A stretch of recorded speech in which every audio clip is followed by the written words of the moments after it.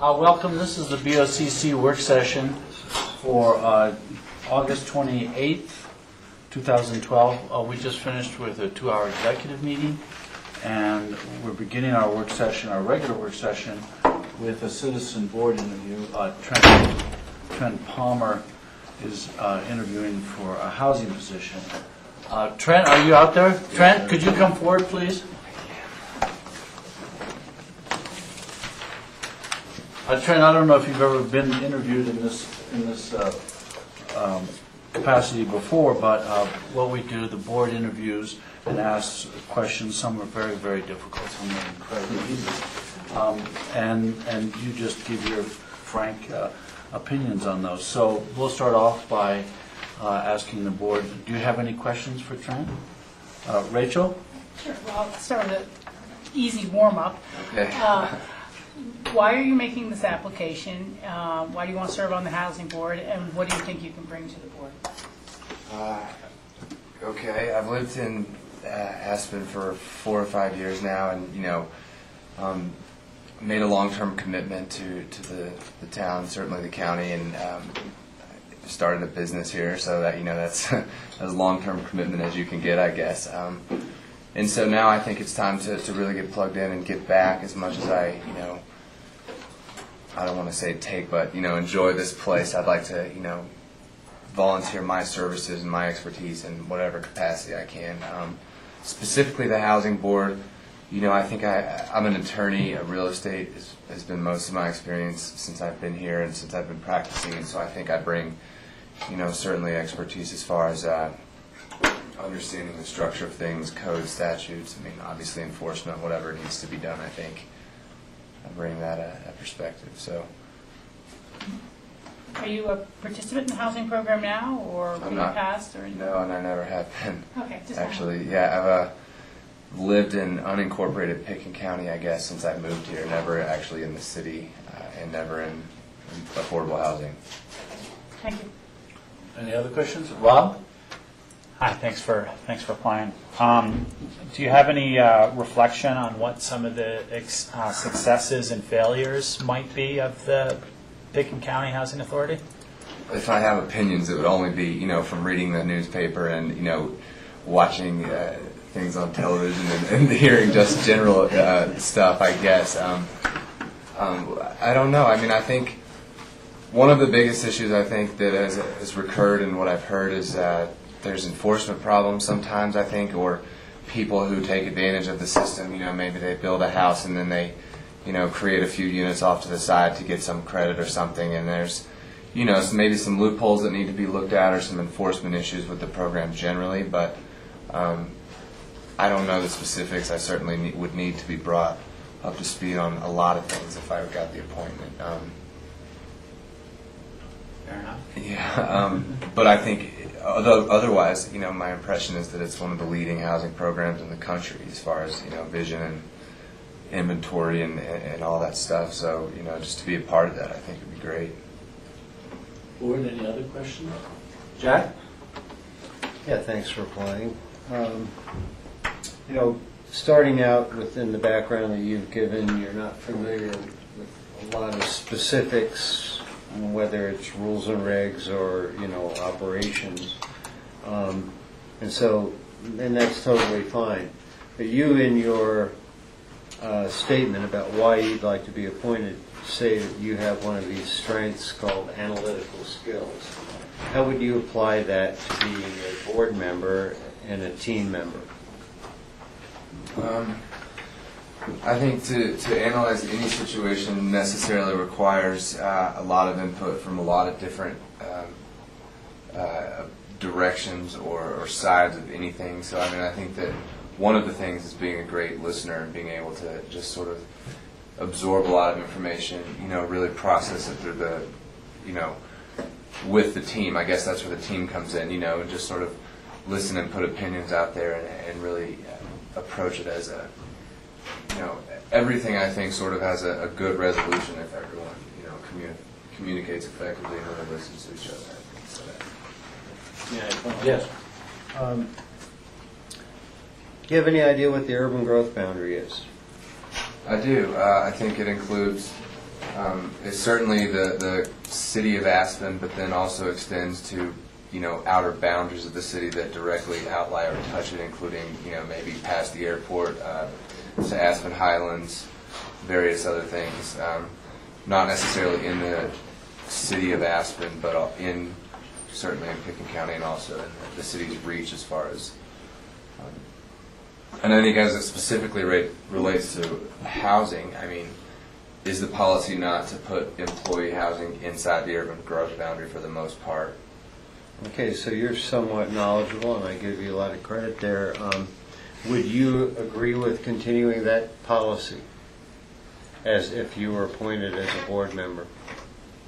Not that you'd make final decisions, but, As a general policy to keep growth inside the boundary. It'd be easy to tell you I need to see more information, but you probably want more out of me than that. So, I'll say, from what limited understanding I have of the issue, you want to keep people close because then there are, they're able to use existing bus transport to get access to places. It's easier to move around. There's services that they can get close to and use. It's just more efficient for everyone involved. Even from the road and bridge crews or trash pickup, whatever. It's just more efficient to keep it close. So from that, I get it from efficiency, but there's extenuating circumstances. I've lived here the entire time I've lived here. It's been outside of certainly the city, also the growth boundary. Now I live on a dirt road in rural Pickens County, and I like it. And so, for me, not being able to afford anything, I could also see the benefit or certain exceptions of having employee housing all over the place, perhaps in some situations. So, thank you. sure. George, do you have any questions? Frank, you said most of your work is involved in real estate and land use and development. So do you see any conflicts of interest in any projects that you may be working on or in the future that, because sometimes you've got to mitigate with employee housing, so you've got to sort of wear several hats at the same time?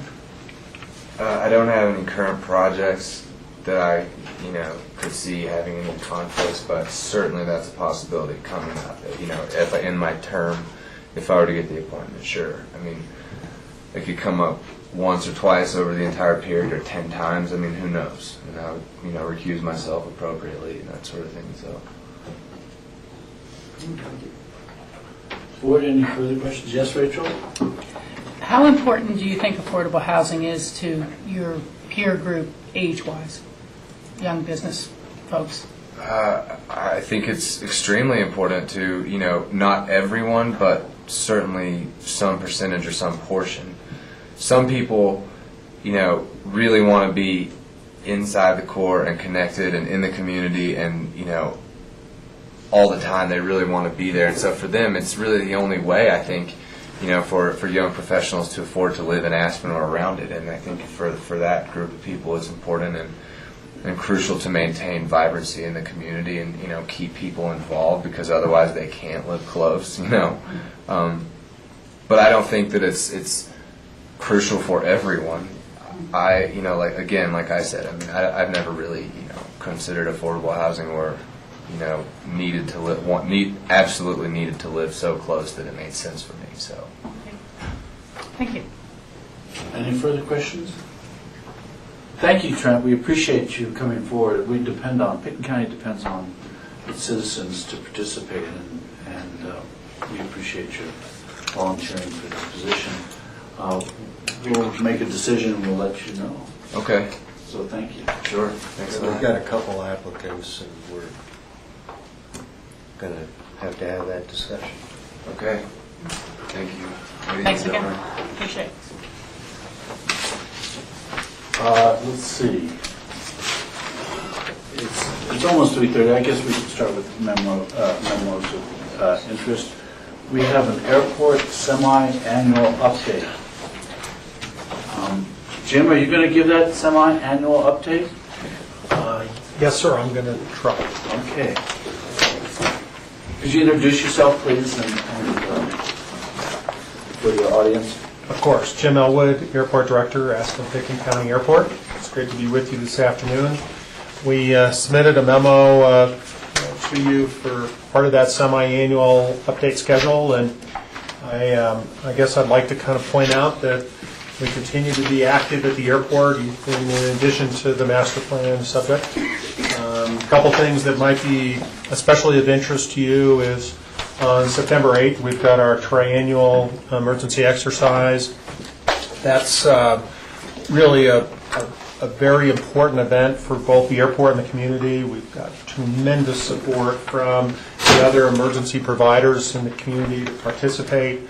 As you probably recall, every 3 years the airport does a full-scale exercise in case there's something bad happens at the airport in an aircraft accident, that we're as well prepared and trained, and we've had a chance to interact with all the mutual aid providers in the community. And so September 8th in the morning, I want to let the community know that there'll be activity and various emergency equipment around the airport, and not to be alarmed. It's all part of just an exercise. We're Dustin Hobble, our Assistant Director for Operations and Facilities, is really leading that organization along with several other staff members. We're expecting several hundred participants, including volunteers, who will be in full, what we call moulage. If you're familiar with that word, we'll actually do the high school makeup program, so the emergency staff has a chance to identify certain injuries, and they'll be physically transported to the hospital, so the hospital's participating as well. A couple other things. The air service for the airport is commercial air service.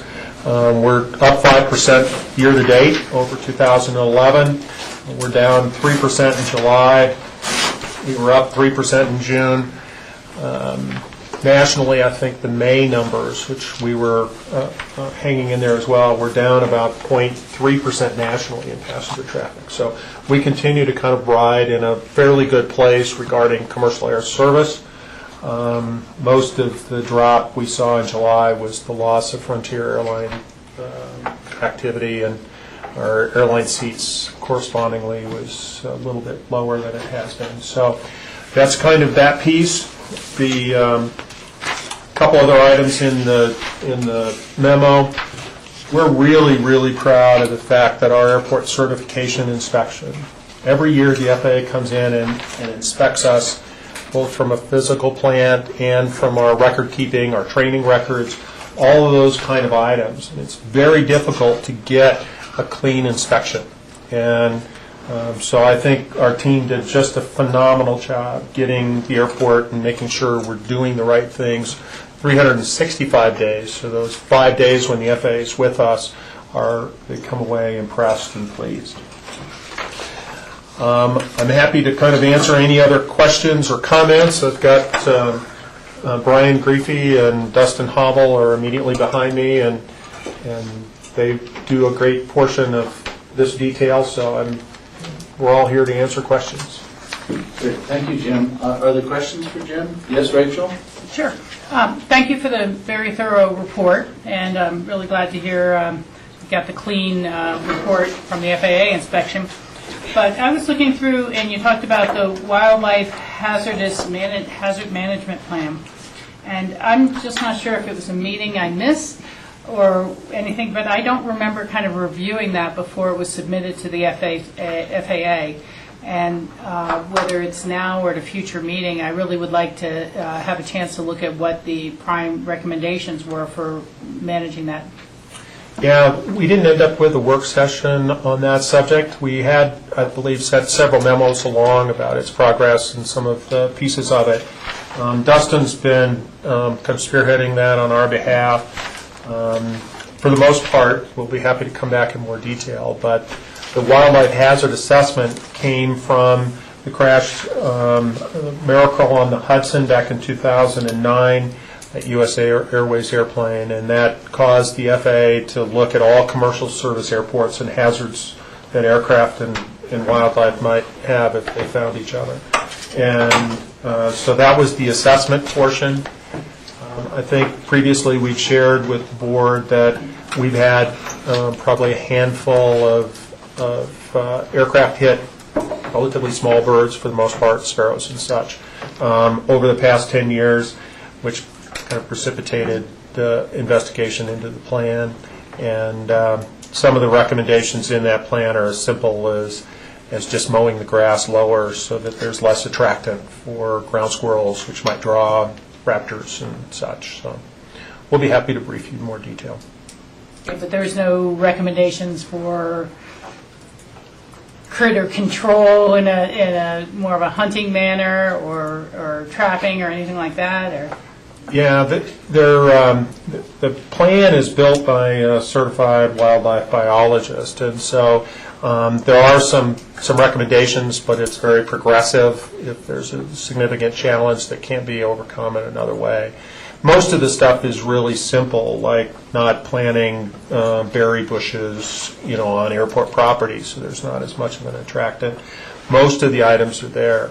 But if necessary, the FAA expects us to be pretty serious about the issue if it's truly a danger that can't be mitigated some other way. George? Jim, can you give us an update on the airport capital improvement projects? I know we talked about this a few weeks ago, and we actually approved a different sort of program that allowed an extended period of time in the evenings and weekends. And how is that progressing? Are you going to be able to get all that accomplished? I'm going to turn that one over to Dustin, if that's okay with you. Sure. The AIP projects, the de-ice pad, Alpha 3, West Side Drainage are all progressing on schedule. Currently with the plan and the extension. So, could you? I mean, we had a few. We had extended the hours and some additional weekends. We were going to try to determine whether that was actually going to be needed because we were a little concerned about working on Sundays and some of those hours, nighttime hours. Yeah, the project is on time. We've asked the contractor to be sensitive to those hours and only use them when they really need to. They responded and said, we'd really like to get kind of a little bit of a head start and make sure we do it so that the calendar is a little more positive and we're not struggling with paving in November, for example. We have had a couple of concerns from nearby neighbors. We've communicated and continue to refine, kind of our construction techniques to minimize those. To last record, I think we have less than a handful of folks who have expressed concern. Did I answer the question, George? Not exactly. And I forget how many, the extension that we allowed the airport to finish these projects. There was a time period. We looked at some additional weekends. So what you're saying is the contractor at this point is going to be utilizing all those weekends to try to get the project done before weather sets in, and they're also going to be utilizing right now all the extended nighttime hours. I could comment on that if you don't mind. Right now the schedule is to be complete by October 5th. So that and I'm not familiar with what the extension went to, apologize for that, but October 5th is the scheduled end date. They're planning on working weekends with the exception of this upcoming weekend, Labor Day weekend, what they're taking out. Did that get closer, George? Just well. And just to follow up on that line of thoughts, we're still doing some nighttime construction with this, and there have been, as Jim had mentioned, a few concerned citizens from across the road in the residential areas, specifically, to my knowledge, on the backup beepers. Can you explain a little bit about what you've done to mitigate that? Have you changed your policies at all? I know at least one individual has gone over there and taken a tour at 3 in the morning or something like that, because I think he brought his baby too or something they couldn't sleep because of the backup beepers. So and we don't use white noise beepers for some reason, I was told, and I don't know if you can explain a little bit to the cameras and to us about what's going on with the nighttime construction. Yeah, we continue to refine plans based on circumstances, but there are certain steps where the backup alarm on one particular night I know was difficult.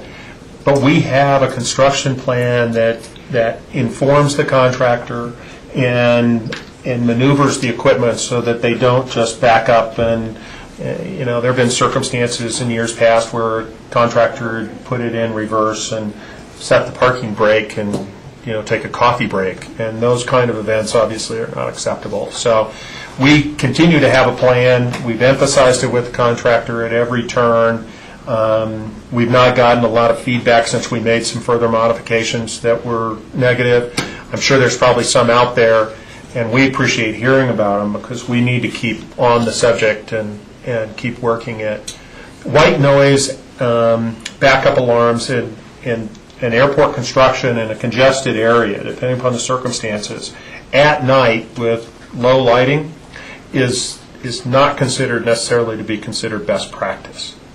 And so we really kind of struggle with finding the right balance between safety and the impacts on the community at times.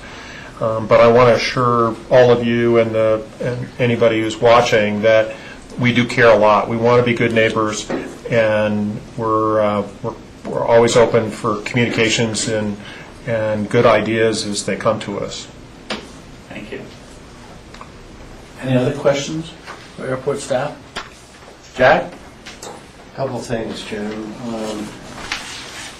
Frontier's departure, American Airlines coming back in, how do the numbers compare? Because obviously there's more flights, etc., but is there any near replacement of the number of flights, of course? Employments is quite different. Yeah, there's two things at play, Jack. One is that the airplane that Frontier flew has a couple extra passenger seats in each of the aircraft. So when you count airline passenger seats, we lost some capacity, even if American replaces it flight for flight with a CRJ 700. So that's one place. The Frontier's schedule, they were running 4 flights a day in the summertime. They dropped to 1 flight a day in the shoulder season, and then they were somewhere around 3, sometimes 4 in the winter season. So it was a little hard to just go day over day. But the bottom line is we did lose some capacity in this case. We're anxious for American to look to beef up their schedule as soon as they can. They've got some airplane limitations. I think they were very pleased with our market last winter, and both Los Angeles and Dallas exceeded their expectations from their pre-launch analysis. But they were just so short of airplanes, it's hard for them to do that, especially in bankruptcy at the moment. We continue to look at other carriers. We think there's another niche that can still be filled there. But the airline industry, is a pretty fluid business. And you probably heard me say before that we try not to get too excited when we get new business, and we try not to get too depressed when we lose somebody or a flight. So we're in kind of that evolution cycle that I continue to be pretty bullish about where we're headed over time, but one year over another may not always look great. Well, thanks for that feedback. Follow up on our area that Rachel questioned about the wildlife management or assessment, I should say. Because since I've been a commissioner, we have improved the fencing and especially the way if there's an animal that can get out and all of that. Have we had any incidents of animals being dangerous to airplanes in recent times since we made those upgrades? I'm going to hand this over to Dustin in just a moment, but a couple years ago, we didn't get one of these perfect inspections because a bear walked across the runway. So it's not always been perfect in terms of wildlife on the airport. In terms of deer and elk, we rarely get those kind of animals on the airport. I think the point that comes out of the assessment and the plan concept is to really minimize those small mammals and rodents that are really significant attractants to raptors and the hawks and the larger flying species. So we're and that's why I kind of mentioned, you'll probably notice that the airport is mowing a lot more of the ground inside the perimeter. It's because certain rodents are more comfortable if they're exposed that way, and tall grass makes them feel more comfortable. There are some other rodents that and mammals that kind of like short grass. So you're trying to find the right balance between, and we have a landscape management or master plan, as you know. We just don't want to be planting the wrong things in the wrong places and creating environments that attract wildlife to the airport specifically. Dustin, you have some things to offer? I just echo the same thing that Jim had to say. The only additional animals, we keep a wildlife log for when we have birds, raptors, and also fox that can weasel in through the fence. But in general, he had all the topics, so the highlights. I'll share a couple of stories. Our fence is laid right on the ground level. A number of airports, because of burrowing animals, have had to put their fence physically below the grade, up to 3 or 4 feet, dug into the ground to try to prevent that.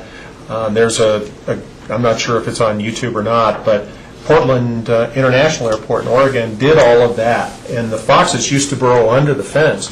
Well, they learned how to climb the fence. They set a motion sensor camera up and watched this fox climb this fence, a 12-foot fence with barbed wire on the top, actually stopped and took a rest laying on the barbed wire on top and then finished climbing over. So, it's very creative, and what we're trying to do is just minimize the reason the fox wants to come onto the airport.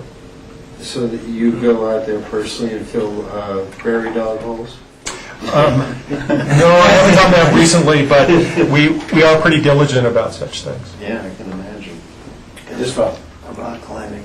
Jim, in the equipment acquisition section of your report here, it seems like we've got some new snow removers with some pretty big capabilities. One of which, or two of which, are 4,000 tons of snow an hour of removal. Just want to know, is this an official prediction of the airport of having a phenomenal ski season? Yes. Yes. It's the equivalence of washing your car. Everyone knock on wood. I do want to really dwell there. There's a couple things that are so very important, and we need to acknowledge the work and help that you all have offered, is that we have some really terrific snow removal equipment, and our team so much appreciates that. And it's efficient, helps make sure the airport's safe.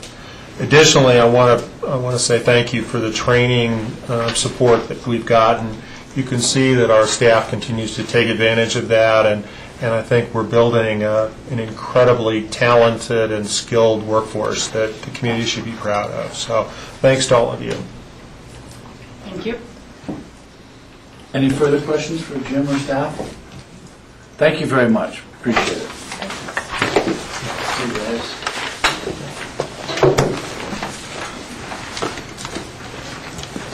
We have a draft letter for support of Senator Bennett's proposed Thompson Divide Withdrawal and Protection Act of 2012. Do we have a staff member here? That is going to be me. Okay. And in your packets, you have a draft letter. The letter was drafted by our Community Development Department to send in to Senator Bennett's office to support the introduction of legislation to prevent new oil and gas leases being let on public lands in the Thompson Divide area. Staff has since actually rethought the strategy and actually wants to recommend a slightly, a significantly modified letter, I guess I would say. Previously, back in 2010, Garfield County, Gunnison County, and Pitkin County had supported legislation that was introduced by John Salazar at the time to protect Thompson Divide from new leases being issued. Senator Bennett's bill is similar in nature, and we felt that it would be a more powerful statement to have the three counties sign on to the same letter in support of Senator Bennett introducing the legislation to prevent new leases being issued on public lands in the Thompson Divide. And it just so happens copies of that letter have just arrived, I believe. So, Chris, if you don't mind, there'll probably be some folks in the audience if you're interested in the draft language. This is it's very simple. It's a very simple letter. It's based on the previous language that was issued from Garfield and Gunnison counties. We believe that if we use this language and approach both counties to co-sign, we may have success in getting a joint letter. And so what we'd like the board to do is, one, review this language, and if it is acceptable to our board, we'd like to take the opportunity to introduce that to both Gunnison County and Garfield County to see if we could issue a joint letter. I'm just going to read it out loud since the public hasn't had the benefit of it. It wasn't in our packet. And we've got 5 more pages. No. Yeah, no. I can also read it out loud because it's 2 paragraphs. Dear Senator Bennett, I write on behalf of the Pickens County Commissioners. Our board supports the aims of the Thompson Divide Withdrawal and Protection Act and request that you introduce this bill during this session in order to move this effort forward. We recognize the proposed legislation involves only public lands. It's not and does not affect any existing uses or rights, including current natural gas leases. Thank you for your ongoing commitment to the residents of Colorado and for the protection of public lands. We look forward to working with you and your staff to ensure that the Thompson Divide gets the permanent protection it deserves. And signed by myself. So that's pretty short and pretty direct. And, yes? I'm supportive of the letter as written and continuing the efforts to see if the other boards are interested in signing on as well. Yes, George? Yeah, so the goal, John, would be to use this letter and present this to Garfield County and Gunnison County, and then come back ideally with one joint letter with all signatures on one letter. Signed by all 3 chairs, yes. Probably with all 3 logos on the letterhead, if we can figure that out. Yeah, and I think that's, as you said, I think that's very important to show Senator Bennett that he does have this wide, broad support throughout the Roaring Fork Valley and actually a little beyond with Gunnison County. Oh, Rob? Yeah, I'm in support of this as well. I just say to the public that those of you who haven't read it, it's a very short 5-page read on Senator Bennett's website. The easiest way to do it is to go to his website and in the keyword just put in Thompson, and it will pop right up a whole page about the bill and getting feedback on the bill. It's a 5 or 6 page bill, and it just is moving in the right direction of protecting some very prestigious environmental lands. Jack?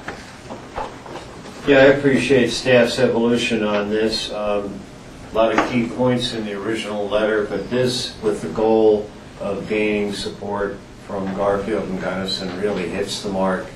And if we're going to face this challenge, we're going to do it cooperatively and united. So, good evolution. So the board gives the direction to... The chair to sign. Yeah. And we will also forward this on then to our partners to see if they have any suggested language changes too, perhaps.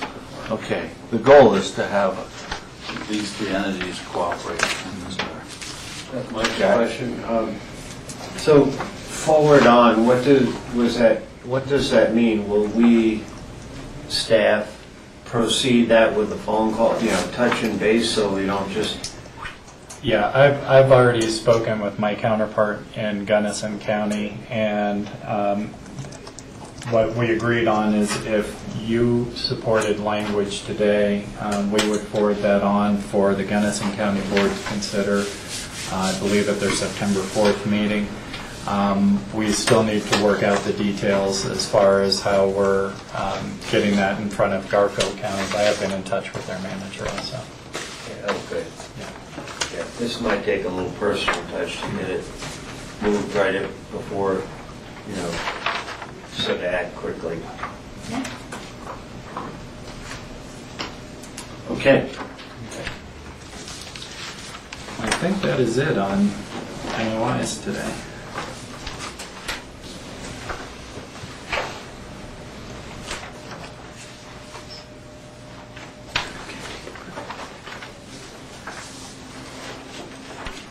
We ready to go into future agendas, Michael? Yes. Okay. Just a reminder for you and for the public that our meeting next Tuesday, September 4th, our regular work session has been canceled due to various travel plans, lack of quorum, so there will be no meeting tomorrow. We have a... Not tomorrow, next week. I'm sorry, tomorrow, next week, September 4th. Thank you, Rachel. There will be no meeting. And there's no meeting tomorrow either. But and no meeting tomorrow, as it turns out. Yeah. We have a couple of questions for you. Garfield County, we've been working to set up a joint meeting with their board. They'd like to come up for lunch at the Woody Creek Tavern with a joint meeting to follow, which we would try and get set up at the community center next door. They were looking at September 20th, 21st, or 26th. I believe the 26th is a work session for us. and The 20th is the housing summit. yeah. Well, that actually has that's changed. Yeah. Yeah. That's the public date. And so 26th is a regular meeting, so we'd be looking at the 20th or 21st of September. I wanted to check in on your calendars. Yes, Rachel? Thank you.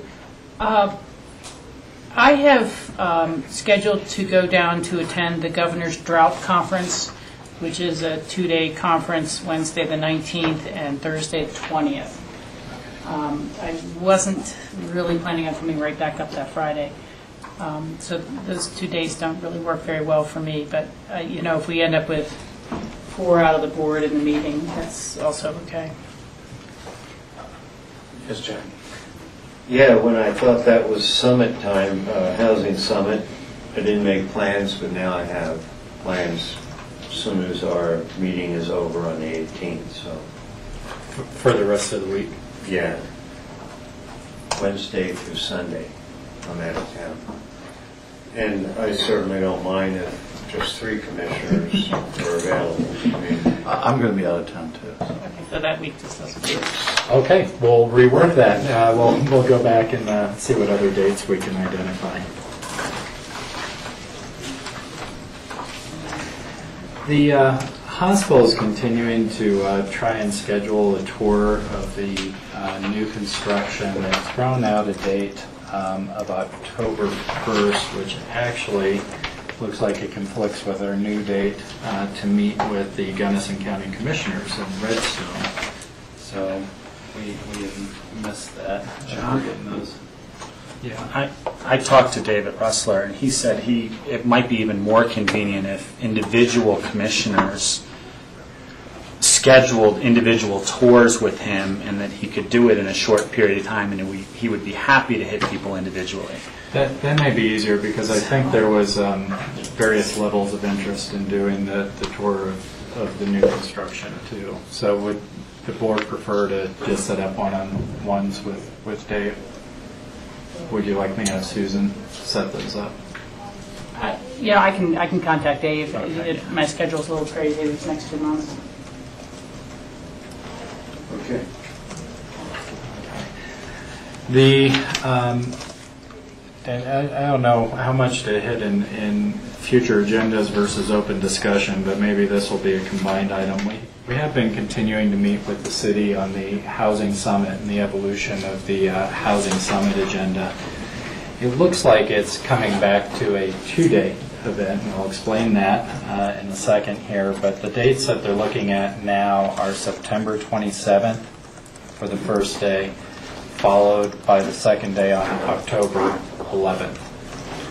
There had been some discussion about doing a public day and how to involve the stakeholders and such. As we've been clarifying really what the, at least council's goal was in starting to plan the summit or have the discussion, I think what's come out is that the intention was really to first have a good discussion with the policymakers around the table to try and identify some paths forward, and then engage stakeholders maybe in developing a solution. And so it appears now that the agenda is evolving so that there will be some public outreach more through survey mechanisms to get some feedback, both in general comments as well as probably some liker 1 to 5 kind of scale questions.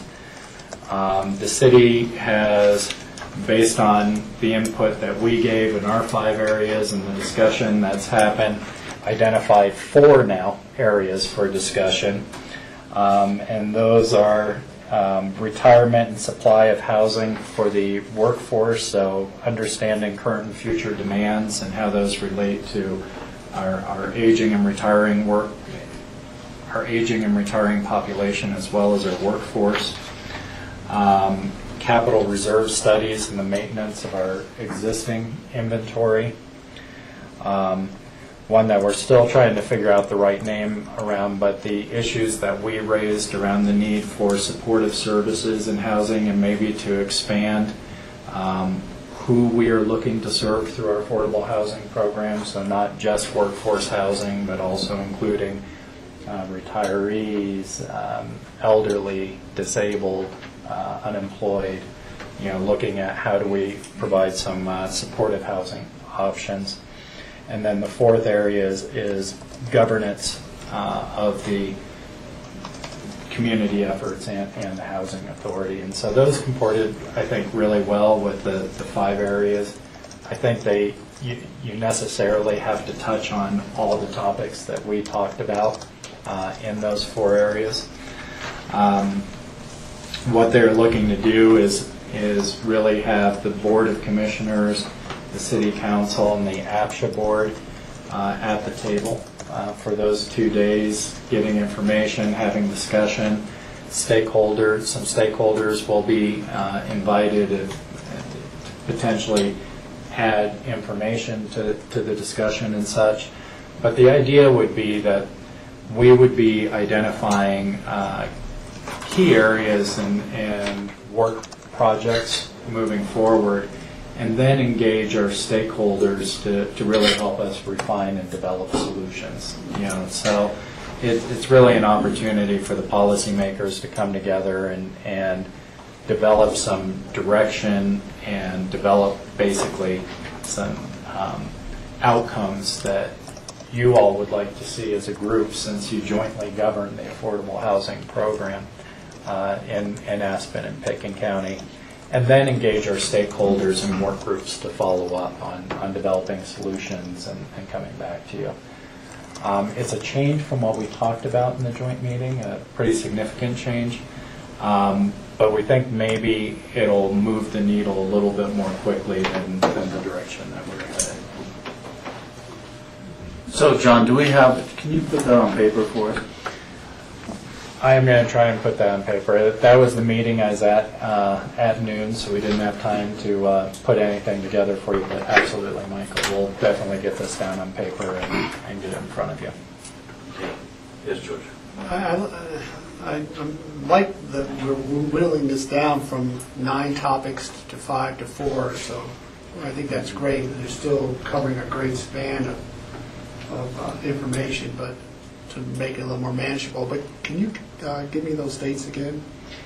September 27th from 8:30 to 5, and October 11th from 9 a.m. to 4:30 is what they're planning right now. And those may change just a little bit, the times during the day. And we're officially taking off the 20th on our calendars. Yeah, that was going to be a day, I think, where we did a big open house, and really where we went in the discussion was, it was pretty clear that these 4 items needed to be discussed by policymakers, and that we probably weren't going to be adjusting the agenda, so it seemed premature to be going out. Yes, Rachel. Yeah, I like the concept of the new agenda. I thought the joint meeting kind of led to a very dramatic shift from what we were first talking about, and I was just really unsure how successful that would really be. But going forward, I think that it would be important that we have a chance to take a look at the type of polling questions that may be asked. Sometimes, you ask a question one way, you get a yes. You ask it another way, you get a no. You ask it another way, you get a 5 rating. You ask it differently, you get a 2. And I think that that's really important, and especially when it comes to how those human service issues are described or discussed, as well as the questions surrounding retirement. That's a very sensitive issue for me. I think I've made my position well known on it before, but how do we ask, and who are being asked? Is it people who have not won lotteries over the past 3 years? Is it current renters? Is it employers? Again, I'm very happy seeing it move in that direction, but I think refinement and input on those areas is going to be important. And Rachel, the one difficulty we have, and this would be subject for board discussion, but so the next time we get together with September 4th being canceled is September 11th, which would be the earliest time we could look at polling questions, which does not leave the time to actually do any. Well, perhaps they could just email them to us, and we can all send our feedback back to Barry or something along those lines. That would be an option. There's also these questions are probably going to be put out more in like the Open City Hall format or web format, so it's not a targeted. It's not necessarily going to be a scientific sample. Okay, it's going to be kind of an open opportunity for interested parties to come in, and so it's not going to have the rigor, I think, of a statistically significant poll per se. So that's one that. Again, I just say try to examine how you can broaden that, because it would seem that from the length of information that people give to get into the lottery pools, there should be at least a fairly readily available email list to invite people to please take the survey or something like that. I mean, you can only lead a horse to water, you can't make them drink, but the magnitude of the outreach will have a lot to do with the success of and validity of the results. I agree. Yes, John? Yeah, I appreciate very much staff's working on this and honing this down, because I thought as a result of our joint meeting, we had expanded. It was like 10 pounds in a 4-pound bag, and clearly wasn't going to work. So we were setting ourselves up for failure. This looks more manageable, and we can always go beyond, obviously, and supplement, but this is a good foundation. Has the city council heard of this yet? So They have just not. evolved. This was a meeting I was at lunch today, actually, and so because we're working on short time frames, and it is a significant change, I think, to what was discussed last time, we wanted to get in front of you. I believe council's meeting tonight, so they'll have an opportunity to visit about conceptually. Then we can get it down on paper and get it in front of you guys. Well, and if there is any, given that all agree that this is a good direction, maybe we could have that forwarded to Steve or Barry, whatever, that conceptually we look at this as being positive. We can do that. We're going to do that right now, in fact. Okay. Let me just double check. I had a note on September 7th. Do we have anything? It's a Friday. Club 20. Oh, I know what it was. Club 20. Thank you very much, Rich. I think that would probably be an open discussion item, actually. So that's all I had on future agendas. Were there any items on future agenda?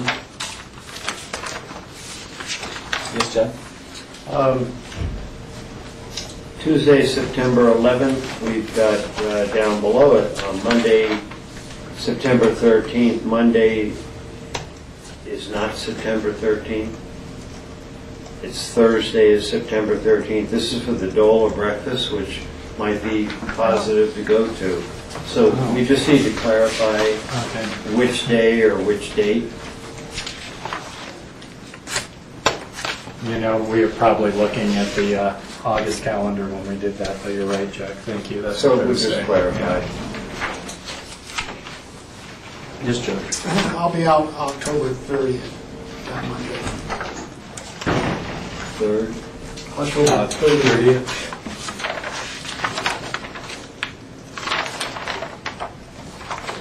That's a Tuesday, the budget meeting. George, are you okay doing a one-on-one to Yeah. catch up on the budget? Okay.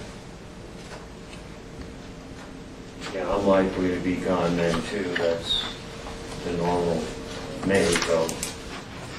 So I can't find airlines yet, but anyway, that's my own problem. There's a lot of ground to cover after that, so. I'm likely to be gone that week too. We're going to have to change that meeting.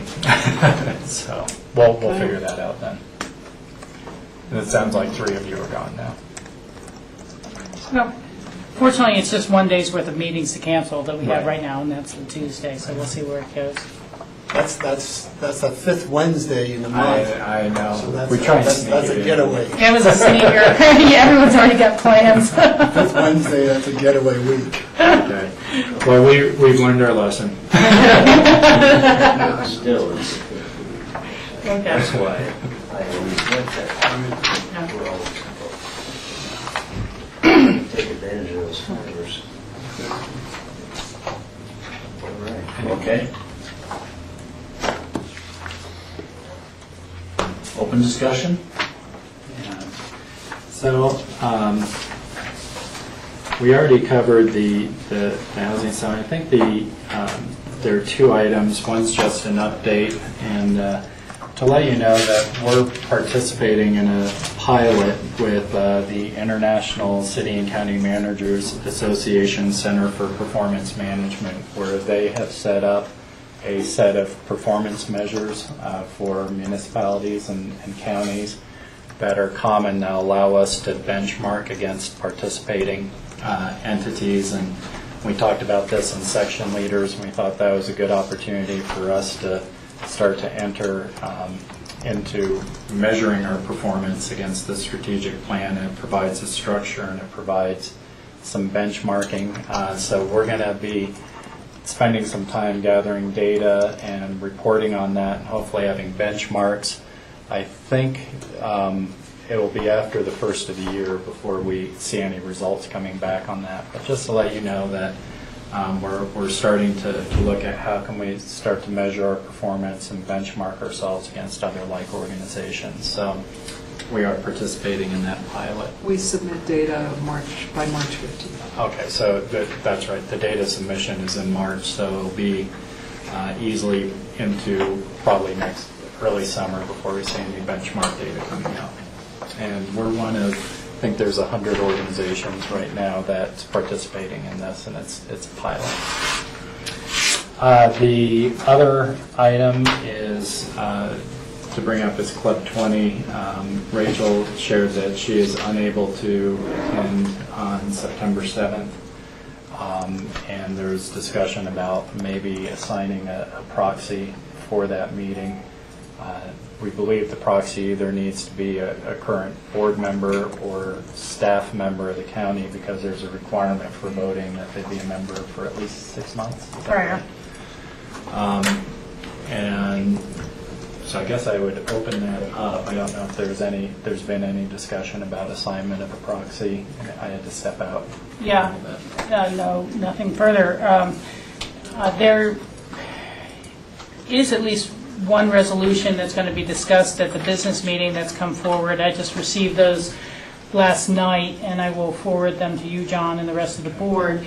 That relates to BLM designations of areas of critical environmental recreational concern, and the resolution is to kind of state a position, which I don't personally agree with, that that sort of designation should not be allowed to instruct the property managers to not allow multiple uses. And you know, the term de facto wilderness has been used ever since the wildland bill was first introduced, that anything that seems to have any tone that the Forest Service or BLM would be protecting an area for its environmental or cultural resources is then managing for wilderness. And of course it's really not. There's no long-term protection, and there's multiple uses that are often found to be consistent with those sort of designations, but this is a policy that may relate at some level to the preferred BLM resource management plan that has been evolving, that George and others have put a lot of work on.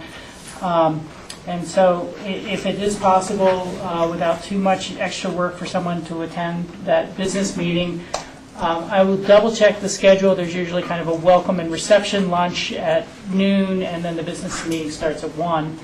And then, you know, it's over before 5, and they go on to have a dinner, and the next day will be all the debates of different parties. So that's not necessarily the business meeting, but something that people can attend if they'd like to. I do not think, you can have Charlotte double check this, but I do not think you actually have to pay registration to come and vote in the business meeting. It's only if you're staying for the dinner and going for the debates the next day that you have to, you know, incur that fee. So, Yeah, Michael? Yes. I would obviously defer to any elected official that wanted to be the proxy. I believe I will be traveling back through Grand Junction about that time, just by circumstance. And so, you know, if it was more convenient, you know, I would be available to proxy also. Richard, do you have any suggestions for a proxy? well, if John is available, I think that would be great, because I know Jack is also going to be at CCI at that time, and others may, you know, have plans for that week, you know, Labor Day and so on. And John knows a few of those characters from his days in Grand Junction, so I think that would be great. And I know I need to sign it, and then I'll get Nick Ireland, who is also the current county alternate, as well, would sign it. I have put an email out to Mick last night just to see if he was interested or had plans to attend. And I you know, in my many years of doing this, I've literally had an alternate show up once at the table to assist. It's just never been a big top priority for a lot of people, but I still find it to be a very valuable source of information and contacts.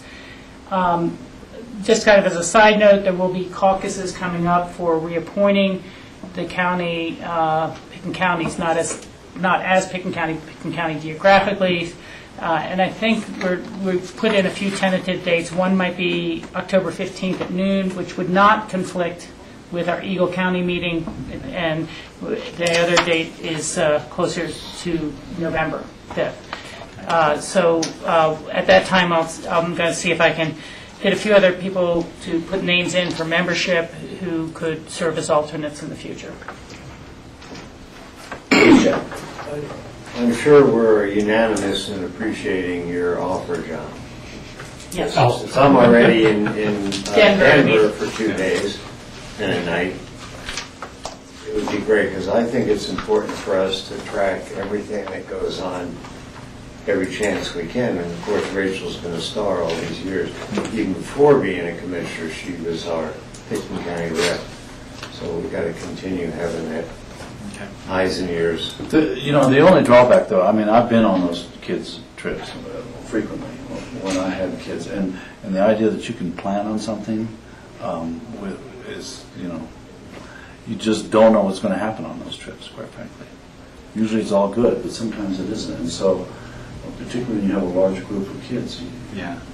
And just for context, I'm going to be out of the office that week because I'm helping to chaperone one of the Aspen Elementary School experiential learning trips at Arches. So, just so we don't confuse the Club 20 with the kids. Well, that's what I'm saying. Are you saying they might bleed over? Well, it's difficult to plan that you're actually going to be done at a certain time and you can make appointments afterwards because you're taking care of a large group of kids.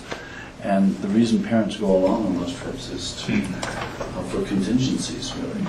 And so it's, I appreciate the commitment, John, but it might be overcommitting. Michael, I think that's a very valid point in a lot of ways, and perhaps what we should do is draw 2 proxies and have one filled in with your name, John, and then if any other staff would rather do it or you work something out during the course of the week, you'll have the ability to have another staff member attend instead. We can do that.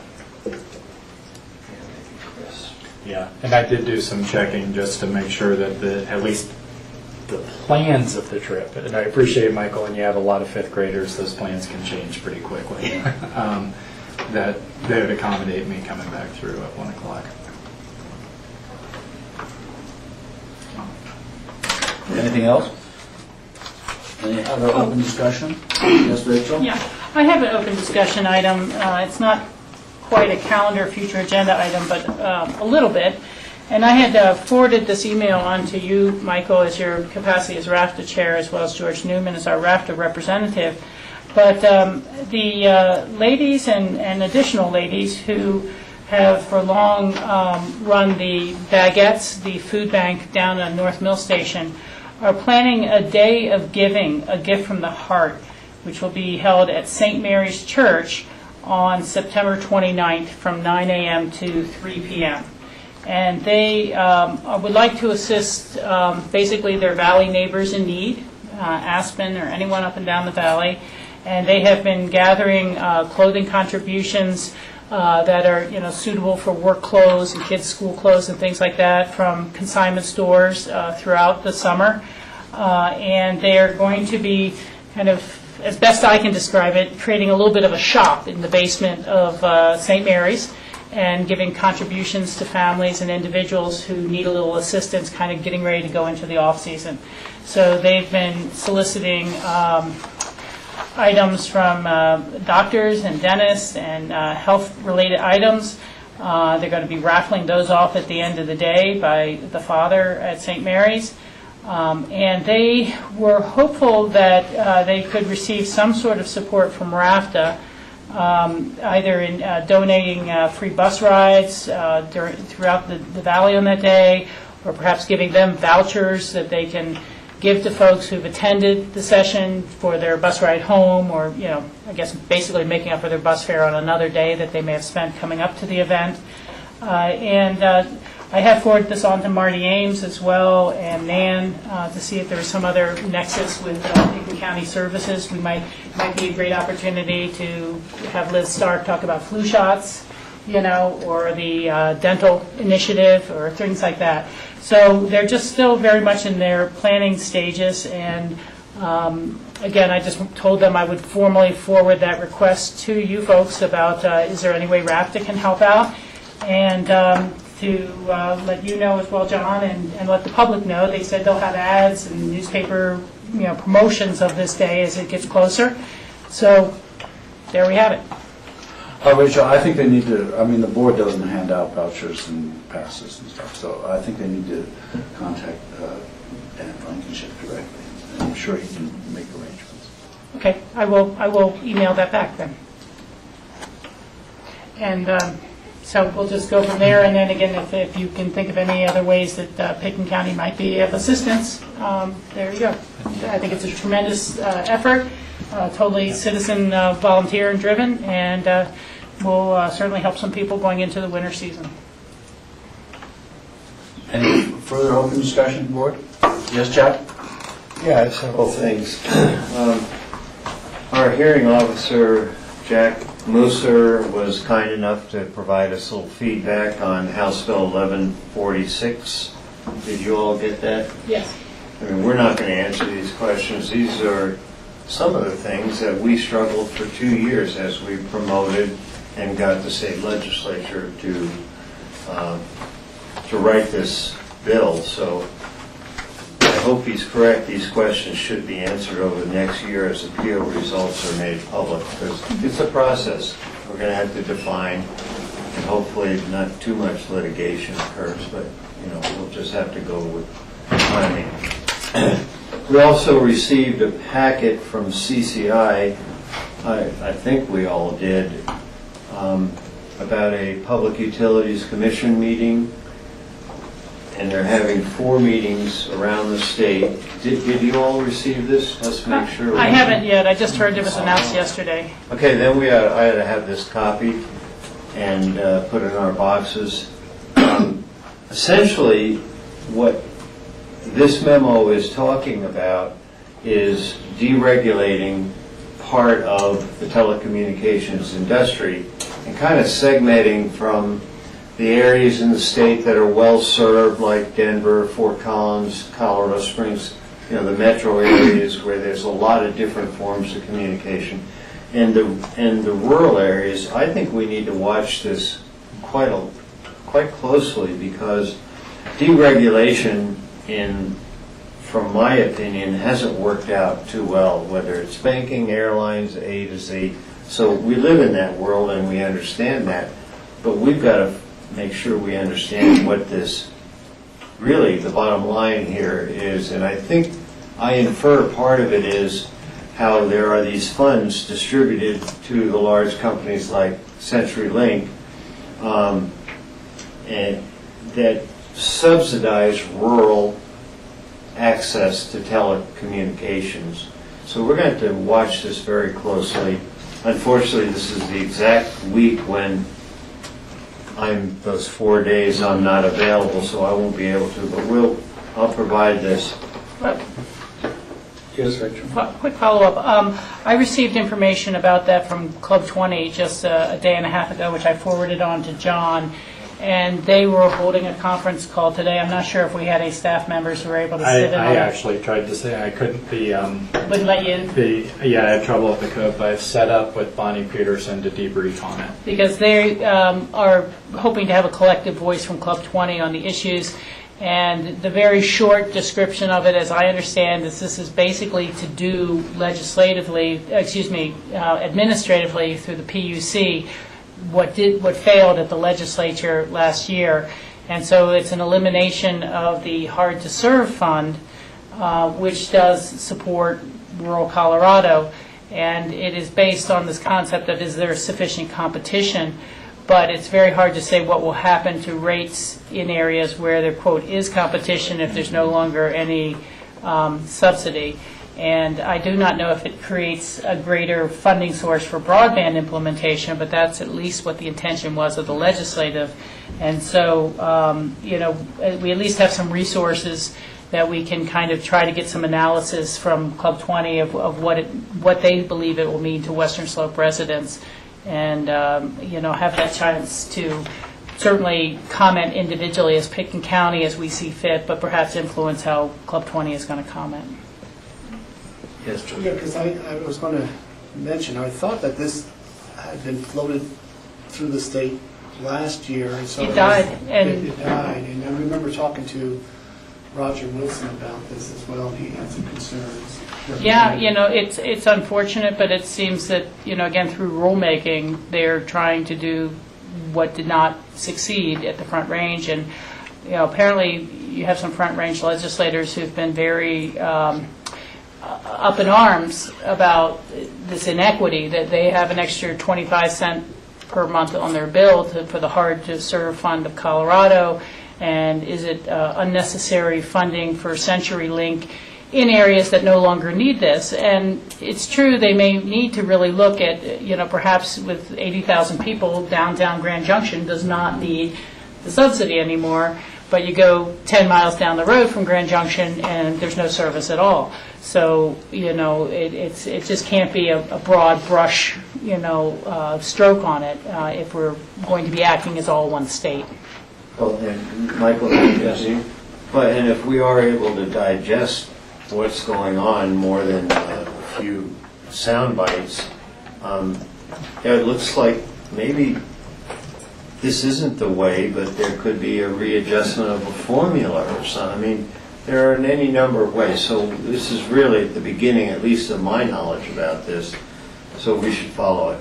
Another one, John, and I will pass this to you, from the Department of Public Health and Environment about the landfill, solid waste and hazardous waste commission, and some evolution of changes, and you and staff might be aware of it, but I'll make sure I get this to you all. I talked to Lance Clark at the employee appreciation, just touched base with him real quick, and I asked him a question, and the question arose in my mind from reading the minutes of the rural and remote consideration relative to GMQS, if we remember that issue we had before us, and now we kind of handed the ball back to P&Z, and can we evolve it a little bit? So that's where that's at.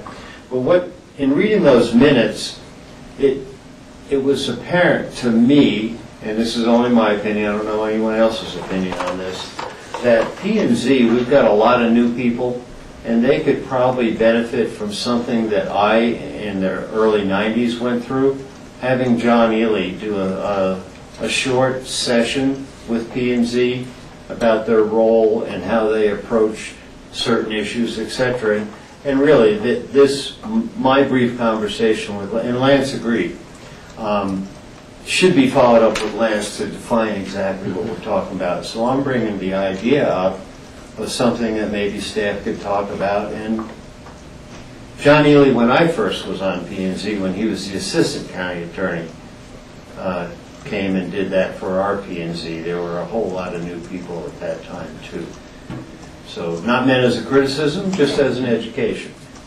Well, and if I could, I think that's a fine idea, and in fact, I think that's probably the next evolution as we look at our boards and commissions, is some type of formal orientation or something to roles in the county process, and we did that a little bit, Jack, with representatives from each of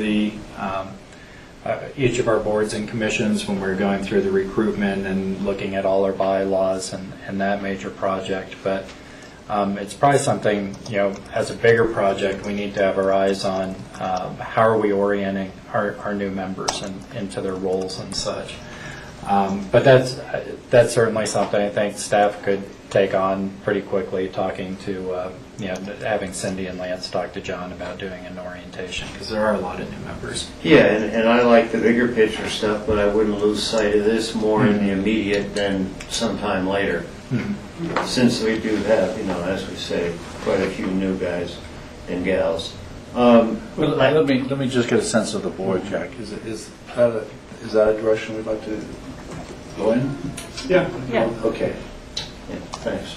Last thing, spoke to Scott Fitzwilliams recently, and I just touched base briefly. What's the process about the White Banks Alabaster mine? Mm-hmm. And he indicated that they're going to have to they're required to issue a new decision. Because I had asked that question earlier, and so now I found out Forest Service will issue a new decision, and it will be then another process of whatever. So, and he normally would have made that, because I thought it was funny, another supervisor from another forest. But he said because he had been involved in making that notice of decision, he didn't make it, but he worked with Scott Snelson, that he stepped back and let another supervisor deal with that. So just a quick update. Thank you. That's it. Thank you. Okay. Any further open discussion? So, is there a motion to adjourn our work session? We should, because We don't need to make a motion, but we should just adjourn. Okay, so the feeling of the board is that we should adjourn. Okay, thank you. All right, thank you all. I think it